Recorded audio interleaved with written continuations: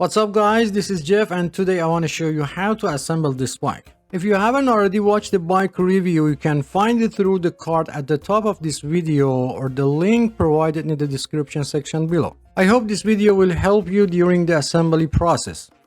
Before you start assembling the bike, it's important to note that the bike comes with a 1-year warranty as mentioned in the manual. To use the warranty, you will need to submit the warranty form along the purchase receipt, the bike serial number located under the body, and the bike model. You can find it on the frame. If the bike doesn't come with the manual, you can visit the manufacturer's website to access the required information and fill out the necessary details. To assemble this bike, you will require the following tools: a Phillips screwdriver, preferably in size 2 or medium, wrenches in size 10, 13, and 15 mm, Allen wrench in sizes 4, 5, and 6 mm. If you don't have the specific 10 and 13 mm wrenches, you may utilize an adjustable wrench instead.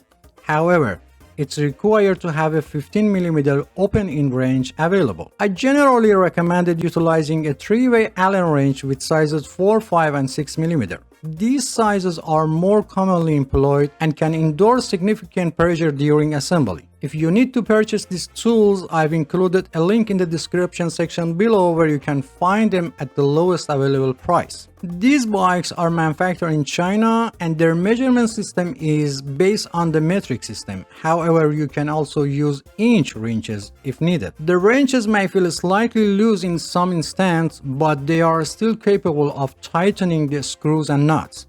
These are the size of inch wrenches that you can use. Some parts of this video are common to all bikes, and in order to be able to give you a complete explanation, I've used several bikes. So don't be surprised if you see different bikes in some part of video. Okay, let's start.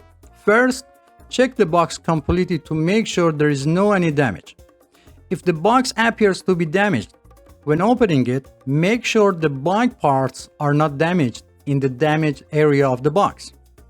Avoid tearing the box completely when removing the bike. Why?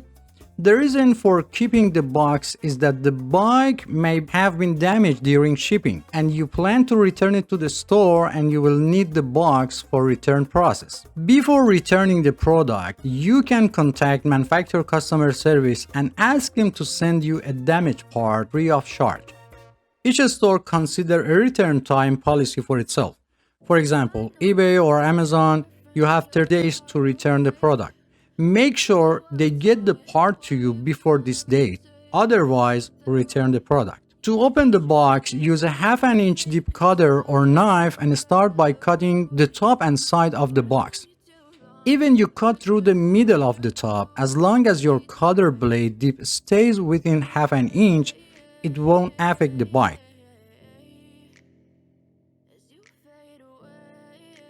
After opening the box, visually inspect the internal components including the wheels, front fork, rear derailleur, and handlebar to make sure they are free of any damage.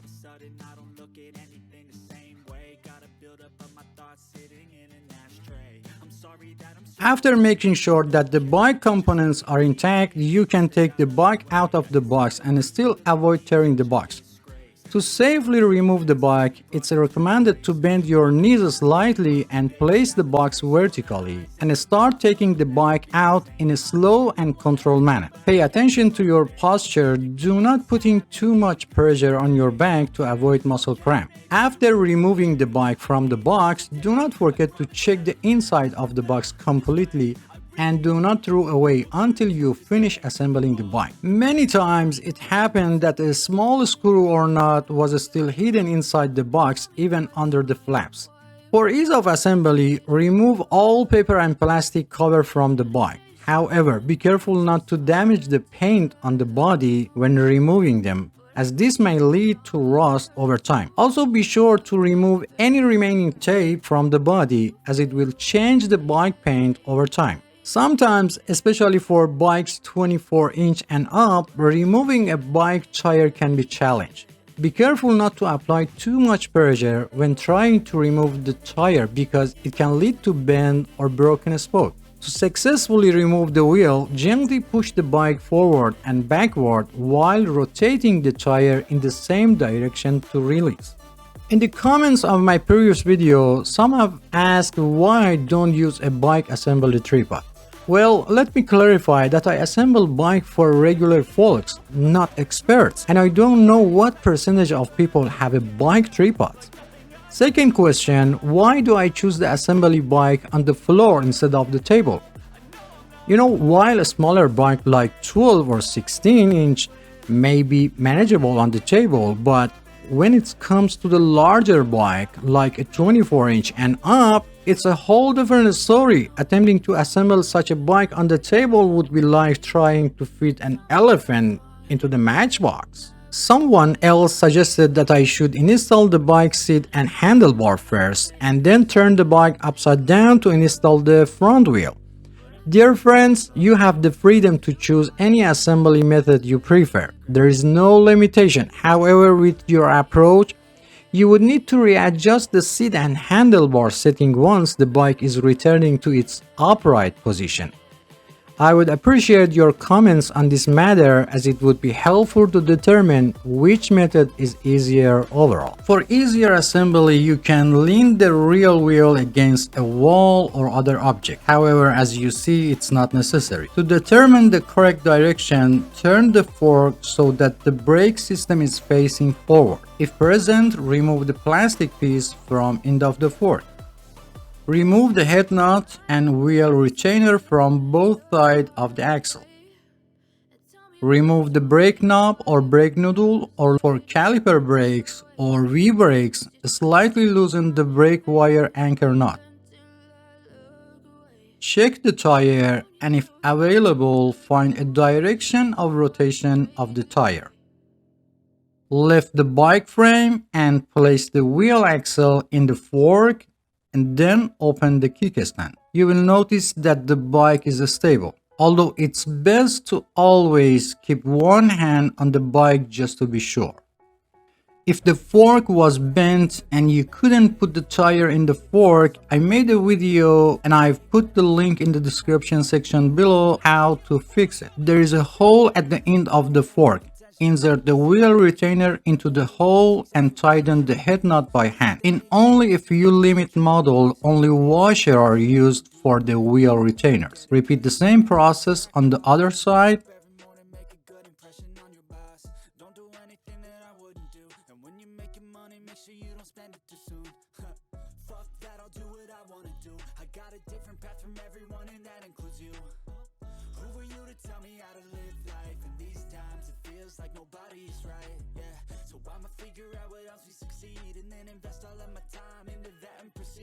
Now align the wheel in the center of the fork and slightly tighten the head nut on the one side. Tighten the nut slightly on the other side and finally tighten the head nut on each side completely. And don't forget to check the alignment of the wheel during the process.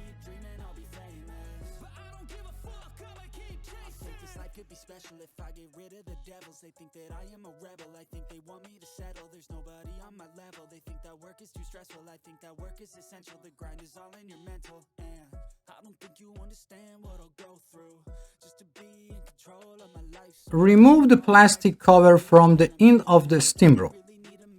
If it's difficult to remove, unscrew the steam bolt and remove the plastic.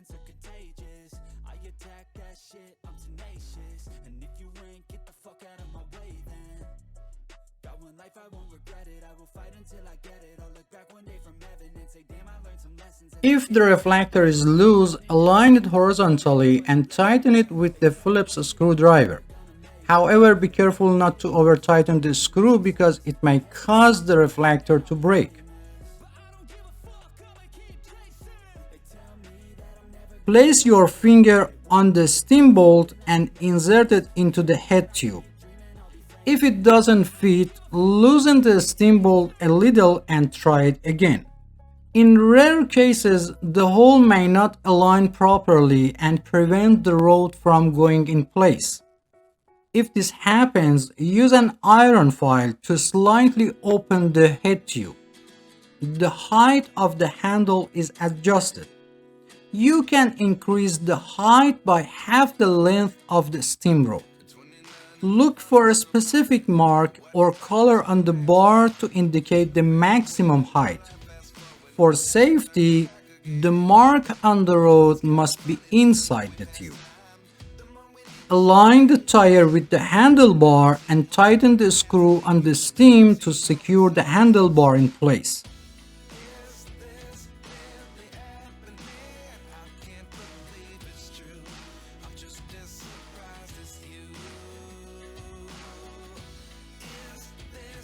If the brake levers are loose, install them in line with the handlebar or at the 20-degree angle downward from the handlebars.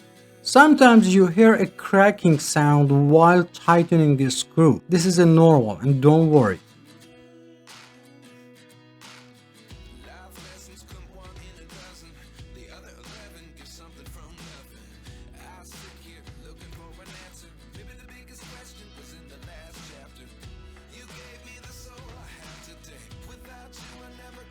On 99% of bikes, the brake lever adjustment screw is often found next to the brake handle. You might wonder about purpose. Sometimes people with a smaller hand, especially children, find it difficult to reach and hold the brake handle properly. In such case, you can adjust the screw to reduce the distance between the brake handle and the handlebar grip. If necessary, start by loosening the anchor nut that holds the brake's wire. Then tighten the screw on the brake handle.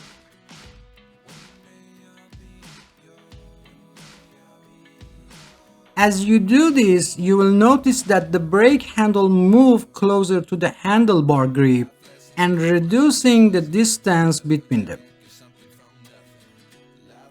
It's important to note that this adjustment doesn't affect the overall performance of the brake system, and you can always revert it back to its original state if desired. If necessary, loosen the screw on the top of the stem and adjust the stem in the correct direction and tighten the screw a little. Close the adjusting barrel until the end. Align the groove of the adjusting barrel with the groove of the brake handle. Loosen the anchor nut that's holding the brake cable.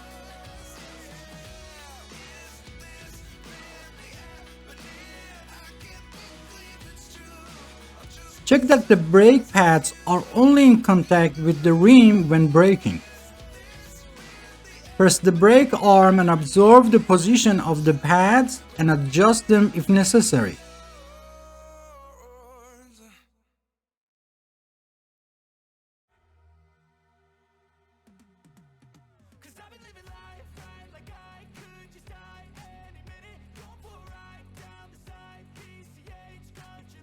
To tighten the brake pads, use your thumbs to hold the pads in place as you're tightening them. This prevents the pad from rotating during tightening.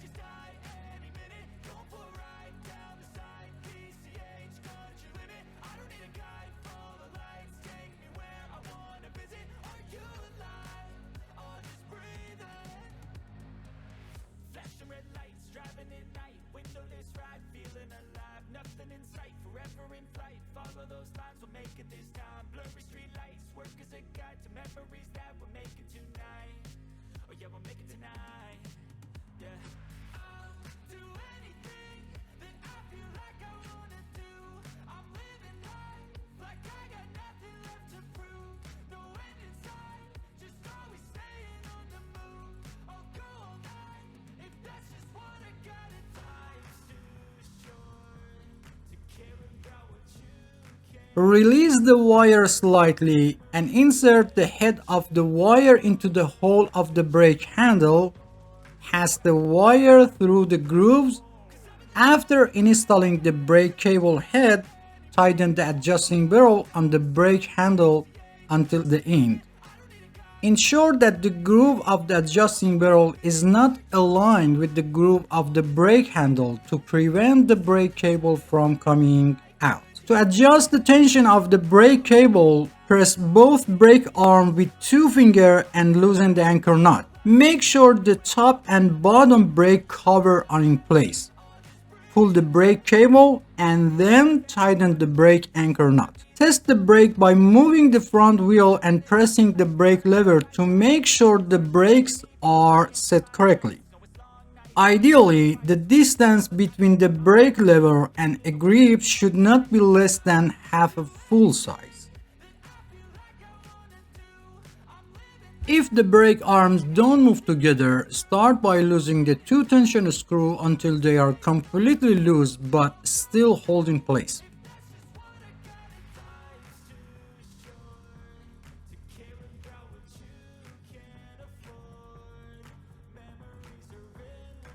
Push back the arm that wasn't moving and tighten the tension screw until a little before the end. Hold and release the brake lever while losing the tension screw by half a turn.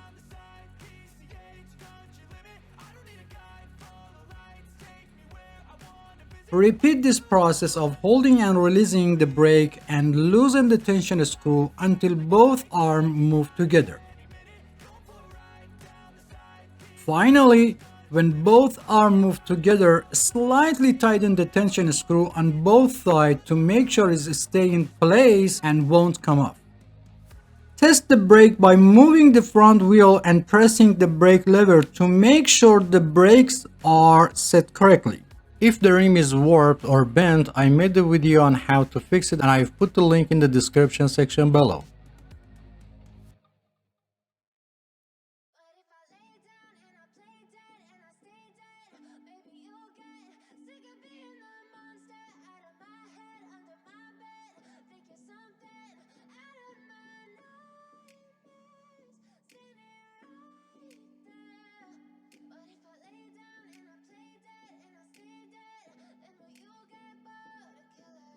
To install the pedals, find the right side of the pedal by checking the letters R or L labeled on the pedals.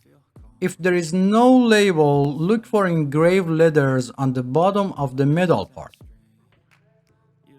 If the chain has came off the sun wheel or sprocket, reinstall it by placing it on the sprocket with your thumb and turning the pedal once.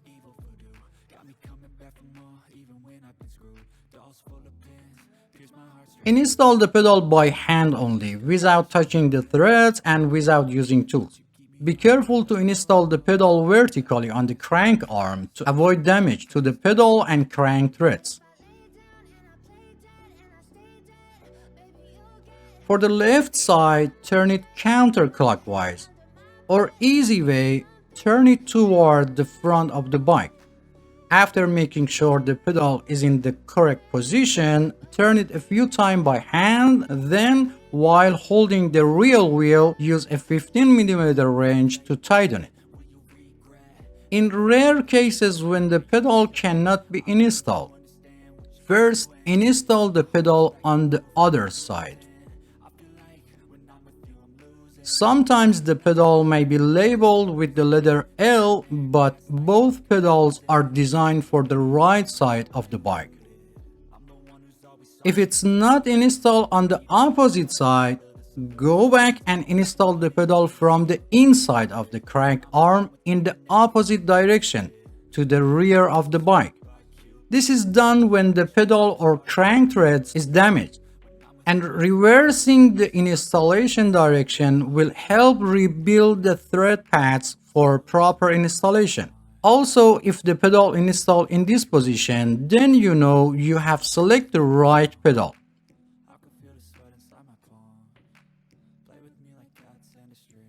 After installing the pedal for one side, repeat the same process for opposite side and make sure that the direction of rotation of the pedal is clockwise or toward the front of the bike.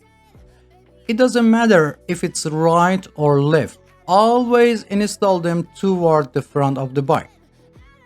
If your wrench gets stuck after tightening the pedal, to remove, push the wrench toward the outside of the crank arm and release it at the same time.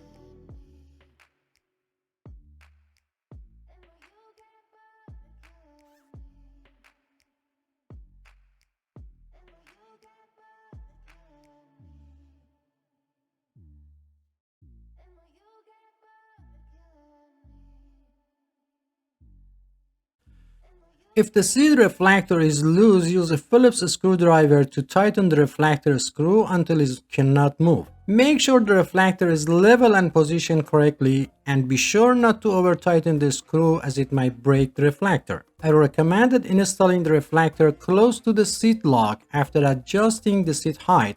Note that I'm mounting the reflector close to the seat for minimal height.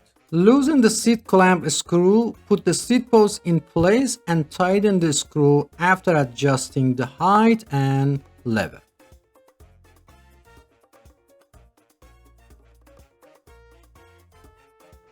If the seat continues to move after locking, you may need to tighten the seat clamp nuts. Also, if the seat angle needs to be adjusted, loosen the seat clamp nuts a little, change the seat angle, and tighten the nuts again. The height of the seat can be adjusted according to the two age group of people under 18 years old and people over 18 years old. It's important to keep in mind that the body continues to grow until about 18 to 25 of age, and then growth slows down. For children under 14, it's recommended to buy a slightly larger bike to accommodate their future growth and choose the right size for people over 18 years old. It should be noted that the age alone is not a determining factor, and body size and proportion are more important. Some people may be 10 years old but have the same body size as a 13 years old. For bikes with training wheels, it's enough for children's toes to touch the pedals and they can turn them. For bikes without training wheels, the seat height is considered appropriate if toes can touch the floor while sitting on the seat, or one foot should be firmly on the ground while the heel of the other foot is flat on the pedal, or one foot should be on the ground while the toes on the other foot are placed on the pedal and the foot is slightly bent. If for any reason the seat post falls into the seat tube, turn the bike upside down and gently tap the bike body to remove the seat post. Another solution to prevent the post from falling inside the seat tube is to install the seat post alone first and then attach the seat. This eliminates the possibility of the seat post falling into the pipe during the installation.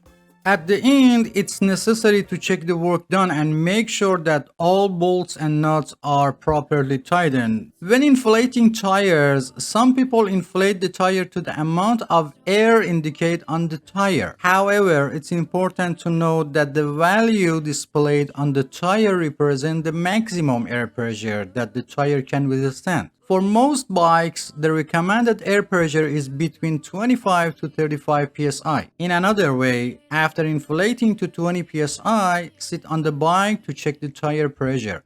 If the tire is not fully inflated, increase the amount of the air. Remember, the weight of the cyclist determines the amount of the tire inflation. To inflate the tire, first remove the valve cap and then put the air pump head on it.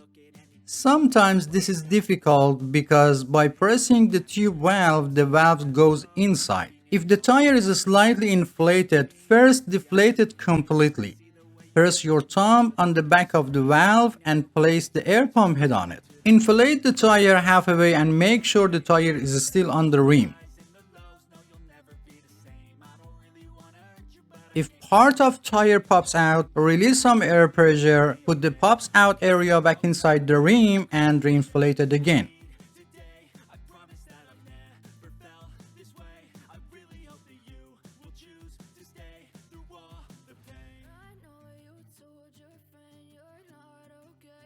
Over 90% of bike tubes have a Schrader valve, while the rest have the Presta valve.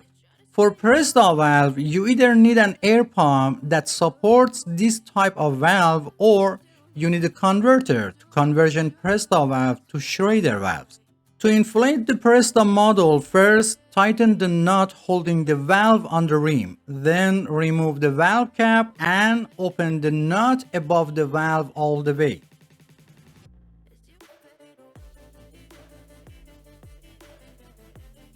Install the converter on it and inflate it like Schrader valve.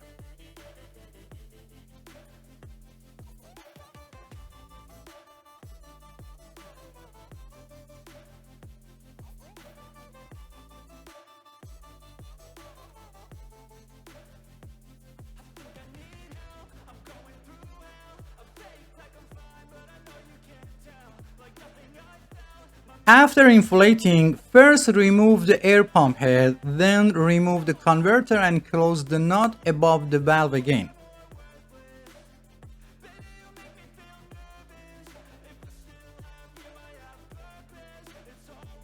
And finally, put the cap on the valve.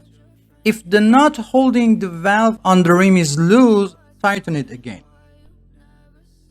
And finally, it's very important to teach children how to use brakes before riding a bike. Many accidents of children with trees or walls happen because they are not familiar with the braking system. So spend at least 10 minutes and teach them, and don't forget the helmet. If you have any question, please provide specific details or timestamp from the video so I can better understand your question and provide faster help. If you enjoy the content, please subscribe to the channel for support me and turn on all notifications to be the first to know about new videos. Feel free to visit other parts of the channel. Thanks for watching and don't forget to hit the like button. Until next video.